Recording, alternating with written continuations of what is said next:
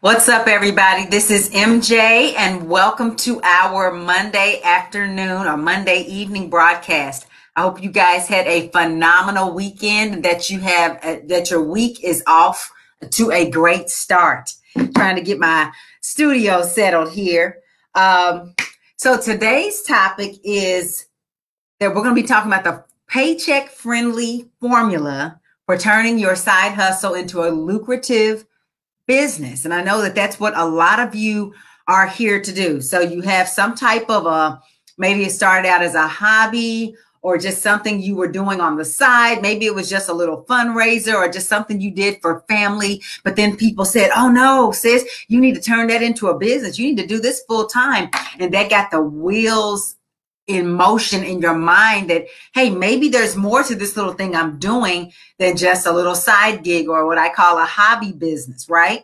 And so, but you want to make that transition from just doing it as a side hustle to doing it as a real business. But it's not just a straightforward, one day you're doing it as a side hustle and then boom, you're doing it as a full-time business, especially if you're like most people, you're getting a paycheck from your day job, and your paycheck is not just something that you get because you don't have anything else to do during the day. You've got responsibilities. Maybe you've got kids that you take care of.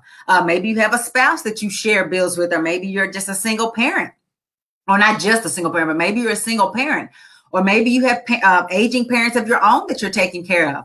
If you're like a lot of people, you've got student loans that you're paying off, and you might have a mortgage, you might have a car note and some other things that you're paying for. And so you can't afford to risk your paycheck.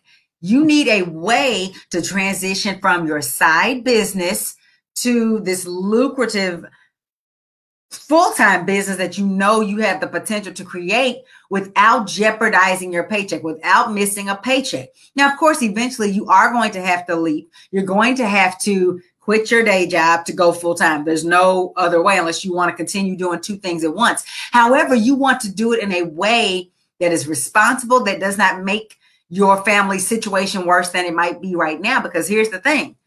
Part of your dream of being self-employed is that it improves your situation.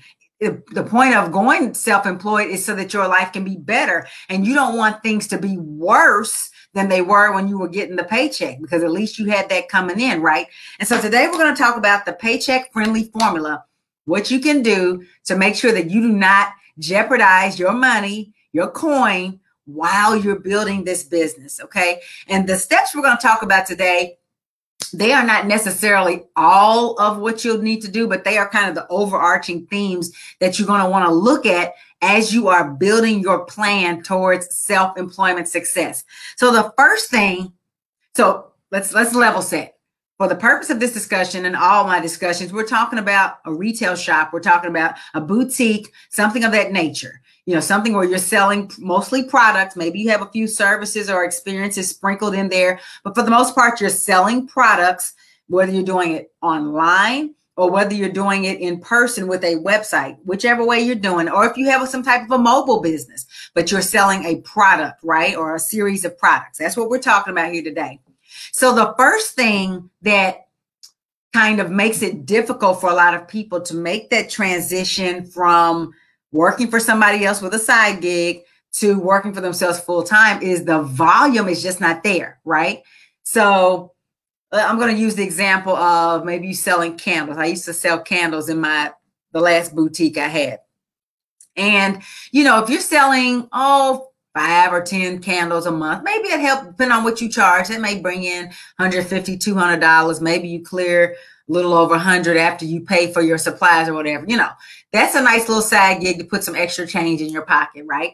But if you want to get to the level where you're making, you know, 10, 20, 30, $50,000 a month with your candles, you know that you're going to have to increase your volume. And what invariably happens with people who are trying to support their dreams, support their business without sufficient volume is that you never have enough to sell. You never have enough to make the big money. Like in a product business, really in any business, you have to have something to sell.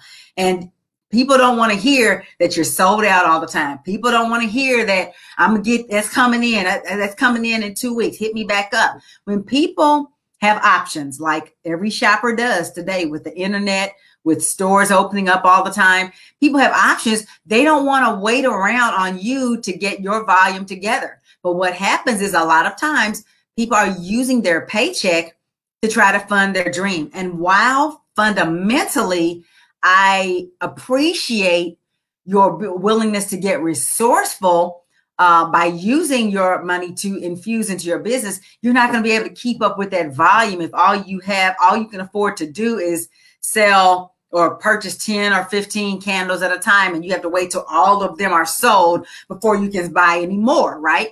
You need the volume to be able to really make it not just be a hobby business that you're doing. And the reason why this jeopardizes your paycheck is ultimately if you're self-funding your business, anytime you want to grow, sell more candles in that example, what are you going to have to do? You're going to have to chip away at your paycheck. And here's the thing. Most people's dreams of self-employment, at least in part, come from a need to make more money because you feel like you're underpaid or there's no growth potential or whatever is driving you to self-employment. And maybe you're overextended. That's normal. A lot of Americans are carrying a lot of debt. Maybe you can relate to that. Because you're in that situation, you can't afford to be, you can't afford but so much from your paycheck to fund this business. But without the ability to buy the volume, you're not going to be able to get to move the needle on your sales, especially if you need today's sales to pay for tomorrow's inventory. While at a general level, that's how all retail stores work. When they are at when they are at a level where they're doing $10,000, $20,000, $30,000 in inventory in a given month, well, sure, they can sell some stuff today and spend more on inventory, but it's not literally today's money has to fund tomorrow's inventory. That makes it very challenging. I hear people talking about it all the time. They got a little website and they're trying to move it, but they're like, I need to, you got stuff in inventory and you need to sell that to have money to buy more stuff.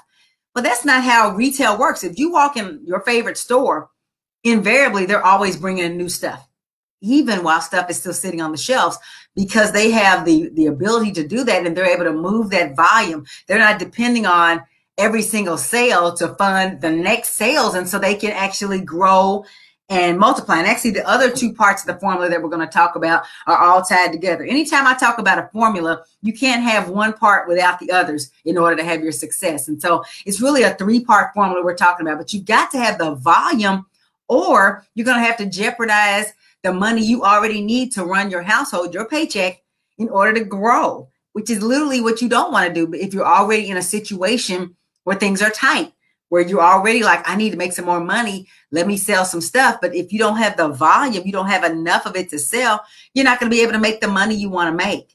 The next part of the kind of paycheck friendly formula for growing your business is that you need momentum. So momentum kind of ties together with that volume. So here's the thing. Businesses normally grow with a curve like this, right? And you don't want the curve to flatten. You want it to get sharper and sharper and sharper, because as it goes, as it goes up in a diagonal fashion, that means your sales are going up, your profits are going up, and all of that. You're increasing your customer base and all of that.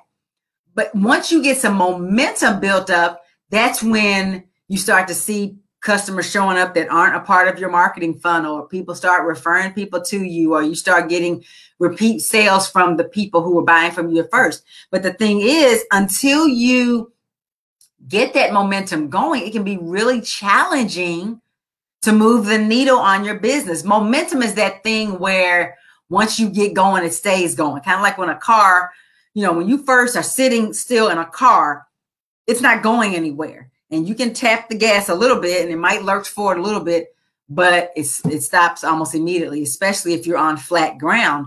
But once you get it up to a certain speed, 10, 20, 30, 40 miles an hour, whatever it is, you can take your foot off the gas and the car is going to keep going, at least for a while, again, depending on the terrain you're on. If you're on a hill heading downwards, you're going to build up momentum, and the car is going to keep moving even without the effort from you, which is pushing the gas. The same is true of your business. right? There's going to come a point, if you do this right, where you can take your foot off the gas. But in the beginning, you got to have your feet on the gas. To have that momentum, there's a few things that it takes. One of them is consistency. You've got to be consistent in the things that you do, and you have to be consistent in the right things. Because being consistent but doing the wrong thing is not going to help you. Some people out here teaching that, just do it. It's whatever you do. As long as you're doing something, you're making progress. No. If I'm walking backwards, I'm not making progress towards a goal that's ahead of me, right? If I'm standing still, twiddling my thumbs, I'm doing something, but that's not progress. So it does matter what you're doing and what you're being consistent at. And so if you're trying to promote your stuff and you're being consistent, but you're in the wrong channels, or you're doing it the wrong way, or you're spreading yourself too thin, yeah, you might be consistent, but you're burning energy and you're going to wear yourself out. You're still not pulling in the sales. And so being consistent in the right things at the right time, doing it in the right way, that's part of what's going to build that momentum that you need to grow your business. And in the beginning, it can be difficult, especially if you're already working full time. Literally, though, everything that makes it challenging is the very reason why you need to do it, because the challenges aren't going to go away if you don't do it. So if not having the finances, not having the time, not having the energy, not having the support from your family or whatever it is a reason for you that you feel like it's a reason to give up, no, look at it as that's the reason I need to keep going, so that I never again have to have those challenges stopping me. But you have to have momentum. You've got to have that where you're already floating along, the car is being propelled, even when you take your foot off the gas. Taking your foot off the gas could be, once you're in a few months, or once you're there 6 months and you got some consistency in your marketing, you might be able to pause and shift to some other things that you want to do in your business. But at first, it's all building that momentum. But I'm not implying that you need to be just go, just all over the place. Like I said, spreading yourself too thin, because I see that happening a lot on social media. Some people are of the I believe, false belief that to grow your business, you have to be everywhere. You got to be on Twitter. You got to be on Instagram. You got to be on LinkedIn. You got to be on Snapchat. You got to be on Facebook. You got to be on YouTube. You got to be on Periscope. And they're everywhere. And each of those touch points is another bit of effort that it takes you to get where you want to go and get your name out there.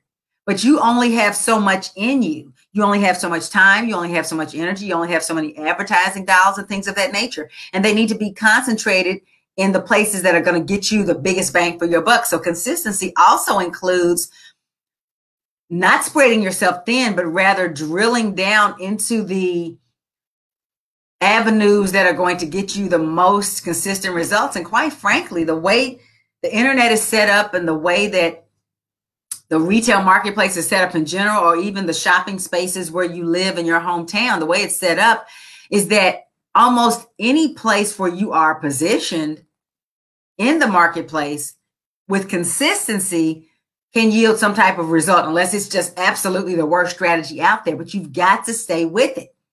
And if you're working on your business on Monday and you're doing the things, but then on Tuesday and Wednesday, you let life get in the way, and then Thursday comes back and maybe you look at it again, and it's not again until the following Tuesday, that inconsistency is going to be reflected in that big goose egg in your bank account. It takes effort to build a business. And I hear people say life got in the way. And although I understand what that means, I get it. Life will always get in the way. When it stops getting in the way, that means you don't have life anymore. It means you're dead. Life is always going to get in the way. But how bad do you want this dream? How much of a priority is this? Are you skipping meals? Are you skipping, drinking water and fluids, hydrating your body? Are you skipping going to work? No, those are things you do consistently every single day. Your business needs to be the same way. See, if you're going to turn it if you want it to be a side hustle on the weekend, you don't have to be consistent. Do it when you want to. If you say you want to build a lucrative business, every time I talk to somebody, they're talking about $1 million. If you want to build $1 million, it doesn't come from a here today, gone today type of strategy. It doesn't work that way. It doesn't work that way. You got to be on it. Life can't get in the way. Life can't get in the way if you're going to work or you get fired. And you know that. And you go to work. You need to treat your business with the same level of respect you give your employer, or even more so. If you go to work Monday through Friday, you need to work your business Monday through Friday, or even add a day, right? Anything you're doing for somebody else, you're going to do more for yourself or treat your business better. That type of consistency is what turns a side hustle into a lucrative business. And the thing is, it won't be affecting your paycheck because once you get that momentum going, the business is going to start paying for itself. But right now, if you find yourself shelling out money, but nothing's coming in, look at your consistency. Look at your, look at what you're doing to build that momentum in your business and ask yourself, honestly, am I doing everything I need to do to get the volume, what we talked about at first, and the momentum that I want? And then the third thing in the paycheck friendly formula to grow this lucrative business that's starting out as a hobby is capital. So again, we're talking about your paycheck. Most small businesses fail, period. Most small businesses fail. That's the sentence. Many of them, I'd say most of them, based on the numbers, fail not because it wasn't a great idea.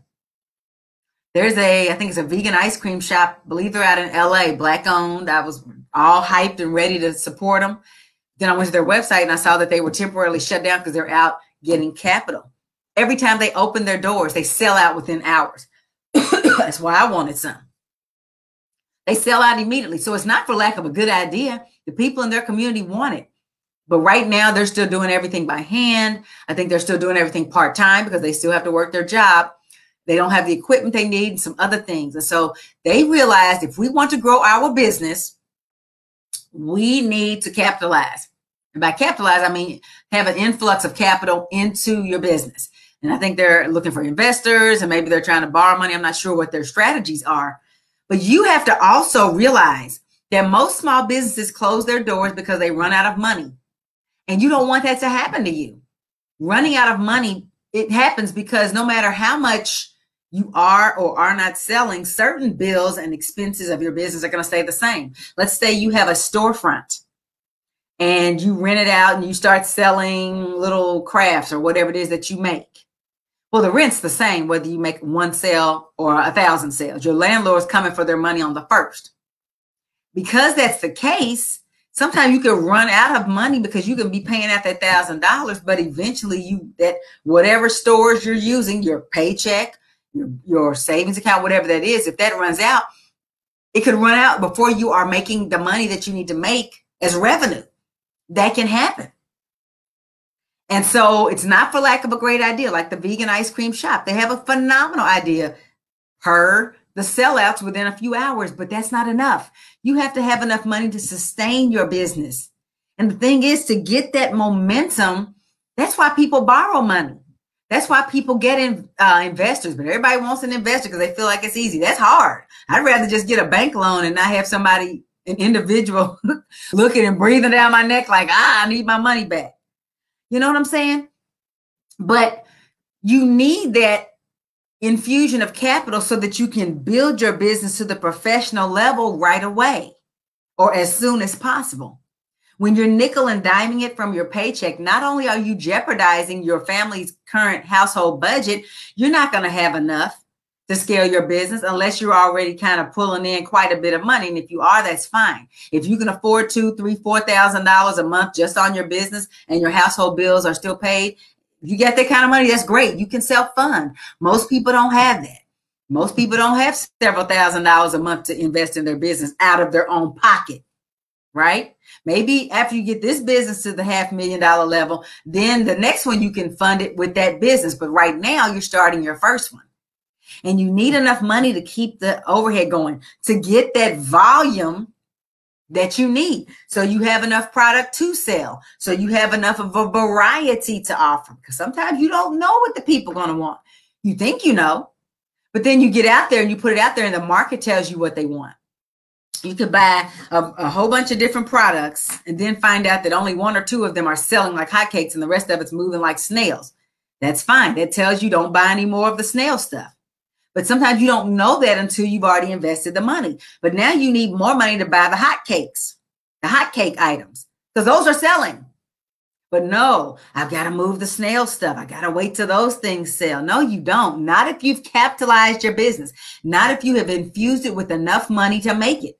But MJ, what if I fail? I hear you. What if I fail? What if I took out a business loan and then it doesn't do well? Well, sis, You can't focus on failure when you're trying to build a lucrative business. You can't focus on failure. You have to do everything you can to manifest the success that you want. Don't even think about it as doing everything you need to do to avoid failing. No, because that's still focusing on failing. You need to focus on everything you can do to succeed, and you will. There is absolutely no way for you to outperform a failure mindset. And so you have to have a success mindset. A lot of you are afraid to ask people to invest in your business. You're afraid to go to a bank. You're afraid to talk to investors because you're thinking about failure, or because you don't know how to make your case. You don't know how to build a winning strategy. So you know you can't go to a bank. A bank is looking for a return. They want their money back. And they need you to explain to them, what are you planning to do with this money? We know things might change a little bit, but we want to know, what is your overall plan for what you're going to do with your money? If you don't know how to line that out and do the research and do the work and how to compile that into a way that a bank will respect, of course they're going to turn you down. A lot of times it's about skin color, but a lot of times it's not. Sometimes the people with our skin color are just not prepared when they go in there. But you need that capital at the beginning so that you can build your business and scale it quickly, or even at a moderate rate, right? Again, if you're just spending $50 to $100 here and there on your business that you can squeeze out of your personal budget, you're never going to get there, because you're just going to be robbing Peter to pay Paul. The momentum, the volume, that's tacked on to capital, having the money. You've got to be willing to borrow from yourself. If you've got a retirement account, why aren't you willing to invest that? You've invested in your college education. And your college education isn't going to make you wealthy. College educations create employees. That's what they do.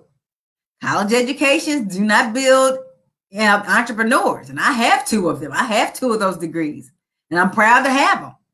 Proud and glad to have them. Not down on education. But you were willing to invest $80,000 to $100,000 on an education so that you can learn how to work for somebody else. Why are you not willing to invest even a fraction of that on your own business?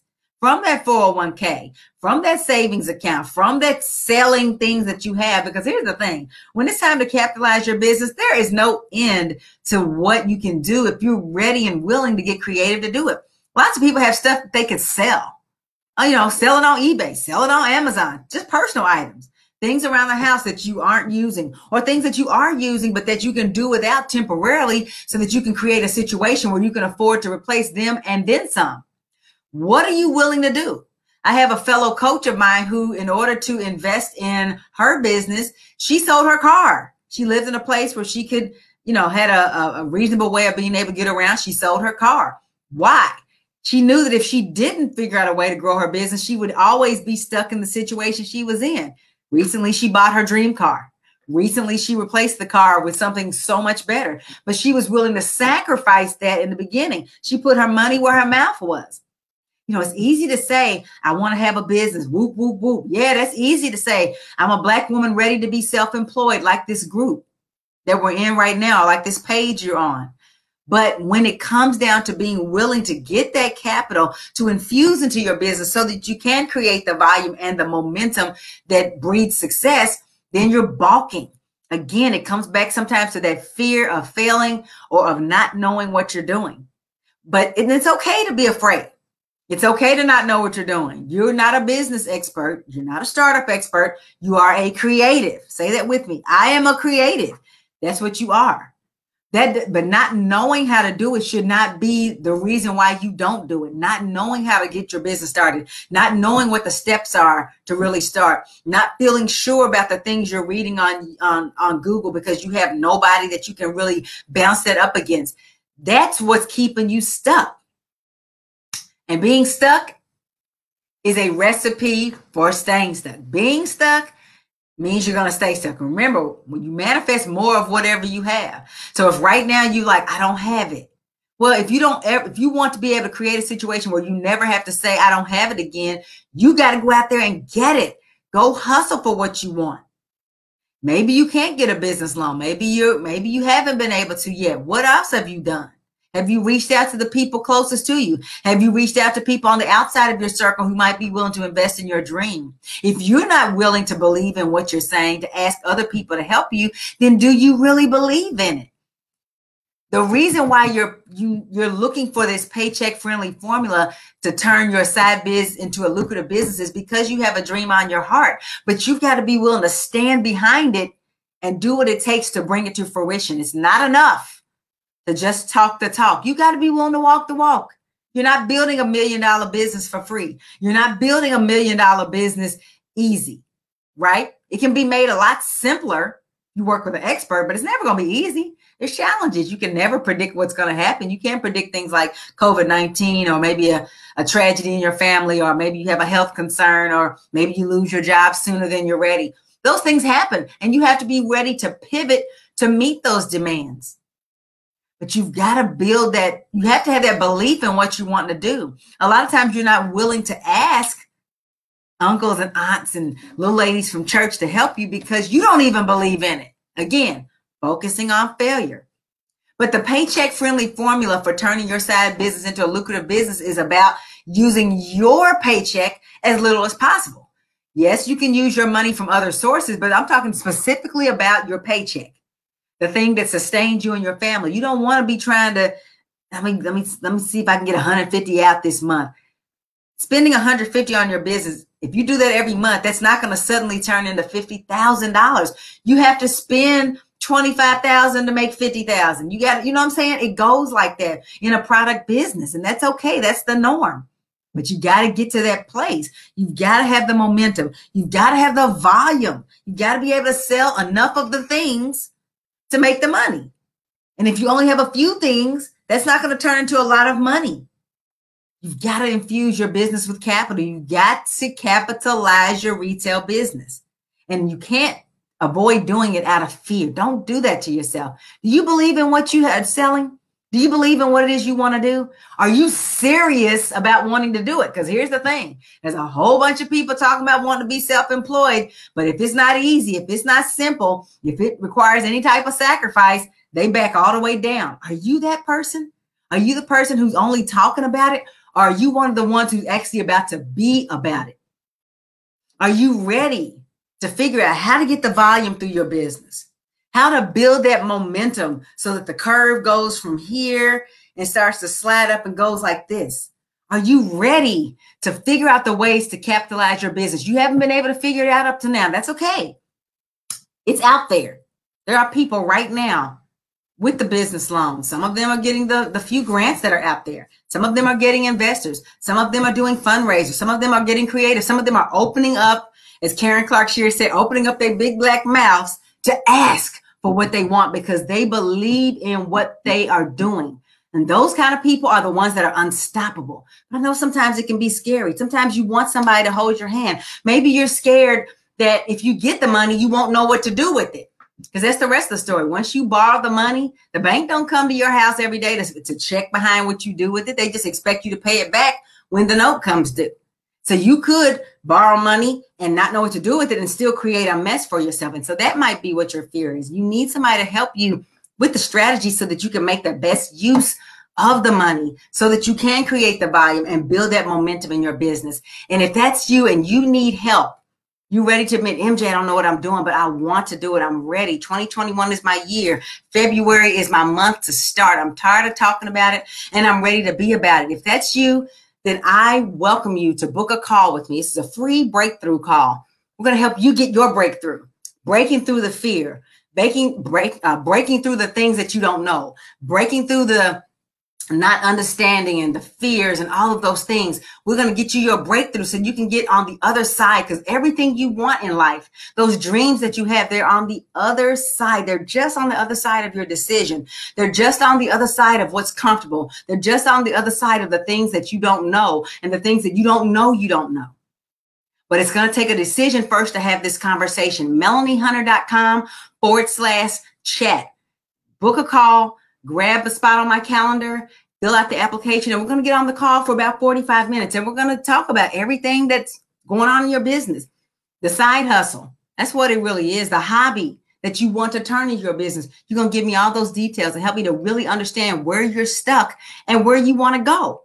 Then we're going to talk about what it's going to take to get you there. And if we're fit to work together, we'll get you started, because there's no time like now to fix a problem that you've been having for years. but it starts with a decision and it starts with a phone call. Melanie Hunter, that's Melanie with 2 L's, hunter.com/chat. Book your call right now. It's a free strategy call to help you to get on the other side of all these things. And I don't want you spending your paycheck on this business. I want you to actually continue supporting your family and build other strategies where you can create a business on the side of your job that grows and grows and grows until one day you look over at your job and you're like, why do I still have you? And you go in there with your pink slip.